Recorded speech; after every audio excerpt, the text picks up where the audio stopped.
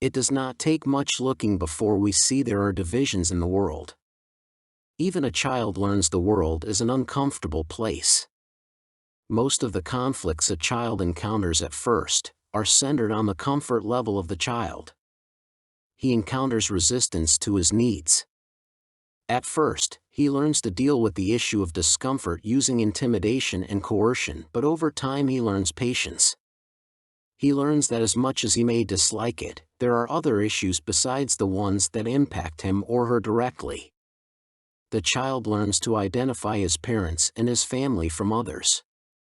He learns there are people he likes and those who he does not like. He also learns there are people who do not like him as much as he likes himself. The child is classed as a dependent and he or she is a dependent. This is due partly because of age and ability, but also because he or she must be a dependent until they learn how to provide for themselves. They learn the world is not a friendly place and that it was not designed for an idyllic existence.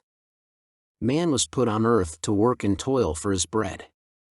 If he is a good child and an honorable one, he learns that no one owes anyone anything and that for everyone to benefit everyone has to be self-supporting. When the child adopts the habits of a self-reliant individual, he or she becomes an adult. At some point we each decide if we will support ourselves or scam those who do. There are no other choices and no other paths to take. This division between maturity and immaturity, between adult and dependent, is the difference between pastor and freeloader. Pastoralists care for others and supports himself and his family. Parasites are freeloaders always looking for shortcuts to where they want to go and for a way to avoid paying the costs of what he acquires. But to be a pastor requires a rebirth, because to abjure all free riding requires we become citizens in a new reality. It is one thing to go from a child of the flesh to an adult of the flesh. As flesh, one is an animal and associated with the lower forms.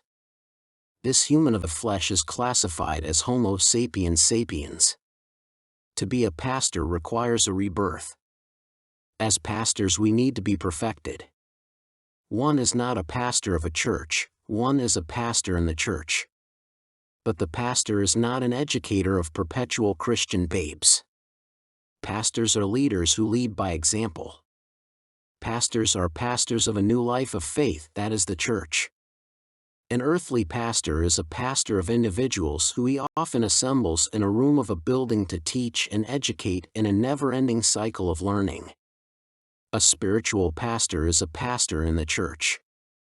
He is an intimate part of the church. Spiritual pastors pastor in the Spirit, not as an educator but as a light and inspiration. A pastor is a man and leads as Jesus led, by example. Pastors do not own anything that belongs to God.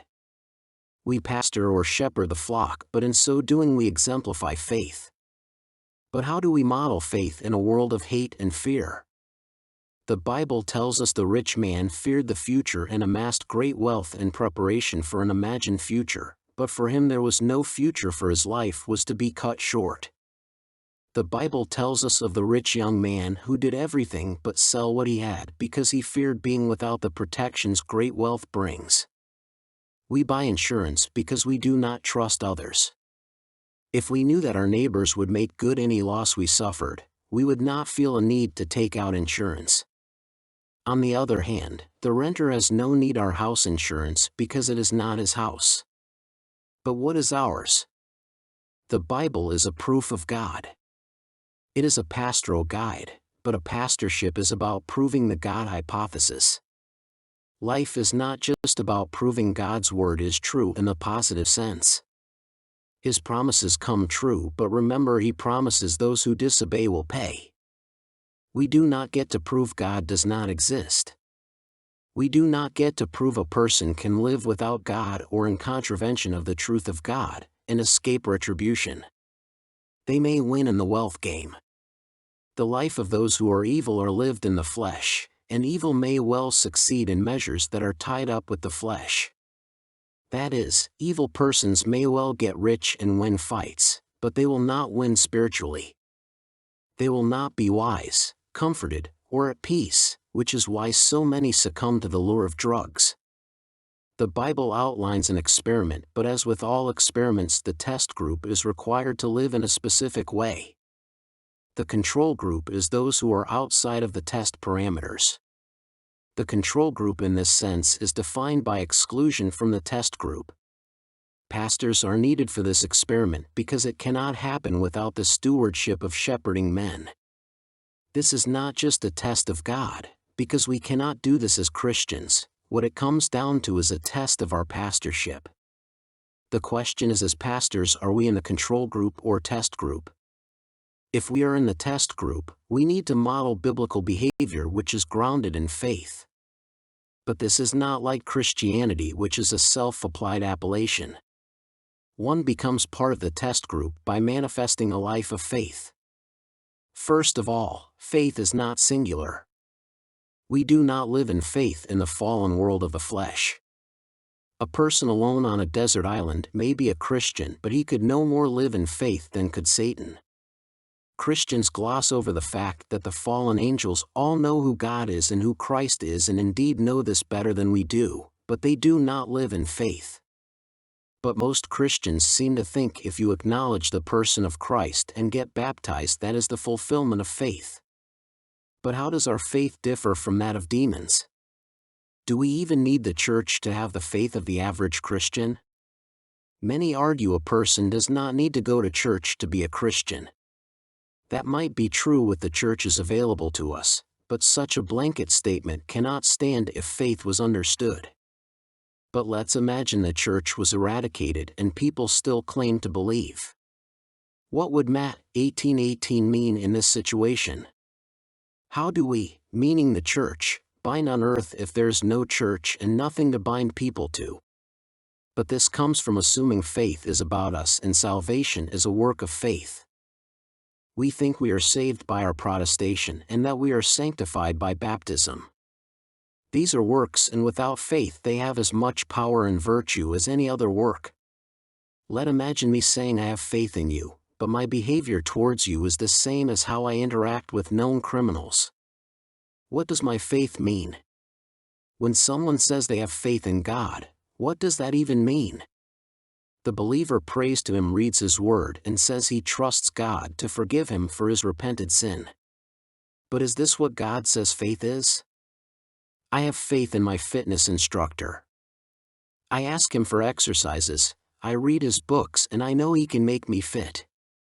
I totally believe in him, but I do not have time to exercise. This brings us back to the problem of the conventional Christian church. It teaches us about God and how to be a Christian, but it never graduates anyone.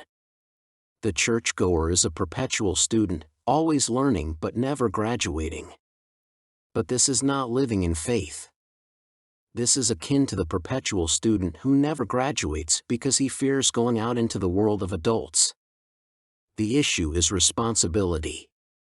When we are ready to take our place as an equal with those who have matured, we must not only take responsibility for ourselves, but for the things of God.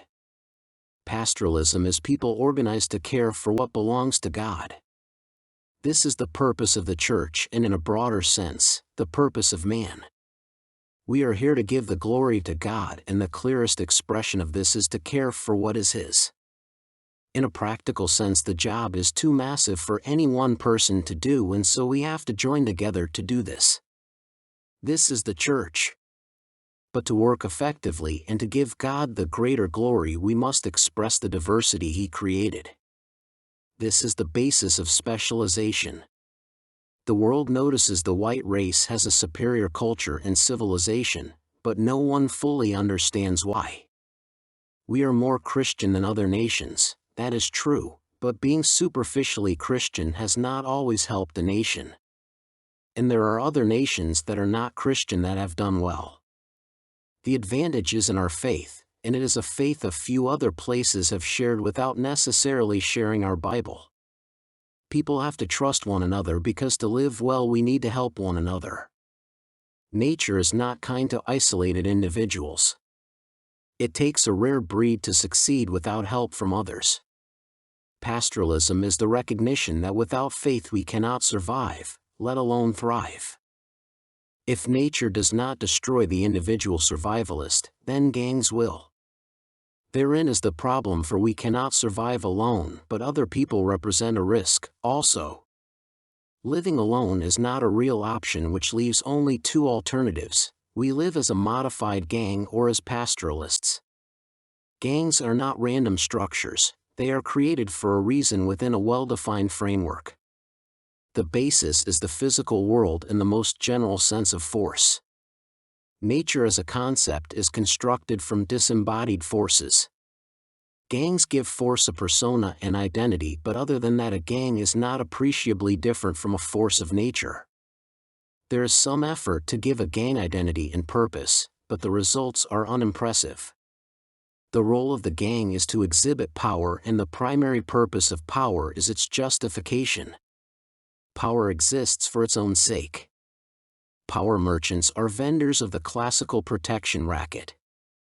The person with authority keeps the law, meaning he makes the rules, and anyone who does not follow them are punished. But the law always leaves the power merchant in charge and always creates the conditions that permit the power merchant to be paid for his service of providing the power that gives him control over his subjects. The only other option is pastoralism. Pastoralism is an alternative worldview and in fact constitutes a unique understanding of reality. Truth is information, and in the final analysis all we have is information. The only question that has cosmic significance is if our information is true or not. If not, we live in a world of make-believe. Ultimately, lies are the problem, for they create false information which delays the establishment of the truth. Think of an experiment in which error exists, how much longer it will take for the truth to be revealed. Lies are always a delaying tactic because only the truth can indefinitely exist. Pastoralism is a system that operates as an empirical experiment. It systematically excludes falsehoods from entering the system. By eliminating lies and liars, the system inculcates faith. Pastoralists have faith in one another because pastorates are founded on truth. We do not own what we have no right to. We do not make claims of wealth created by others. Lies are incompatible with faith. The construction of a pastorate is an exploration into a life based on truth. The first and only condition for membership is a dedication to the search for truth. We are looking for persons interested in living in truth, a way of life called a pastorate, defined as an experimental lifestyle or precision-engineered social system designed specifically to demonstrate the validity of the God hypothesis. Faith is a prerequisite to be a truth seeker. If you do not trust one another, you cannot but lie to one another and us.